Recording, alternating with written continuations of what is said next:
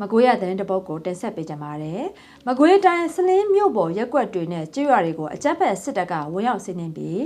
လူငယ်25ဦးကိုပေါ်တာဆွဲဖမ်းဆီးသွားတယ်လို့ပြည်သူ့ညီနောင်စလင်းသတင်းတာဝန်ခံကိုပြည်သူကရန်ကုန်ခေတ်တစ်ကိုပြောပြပါရယ်။အဲလိုအကြမ်းဖက်စစ်သားတွေကပေါ်တာဆွဲဖမ်းဆီးခဲ့တဲ့လူငယ်25ဦးဟာ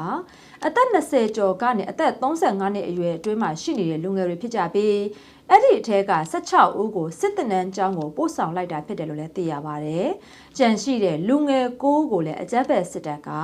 မိသားစုစီကိုအကြောင်းကြားပြီးငွေကျပ်300နဲ့ပြန်လည်ရွေးထုတ်ခိုင်းတာကြောင့်မိသားစုတွေကလာရောက်ရွေးယူသွားတယ်လို့လည်းသိရှိရပါတယ်။အလားတူပဲခူးတိုင်းတာရီမြို့နယ်30မြို့မှာလည်းအကြမ်းဖက်စစ်တပ်ကစံဆက်ကနေပြန်လာတဲ့လူငယ်2ဦးကိုပေါ်တာဆွဲဖမ်းဆီးသွားတယ်လို့ဒေသပြည်သူတွေကရန်ကုန်ခေတ်တစ်ကိုပြပြပါတယ်။နိုဝင်ဘာလ9ရက်နေ့ညနေ6နာရီခန့်မှာ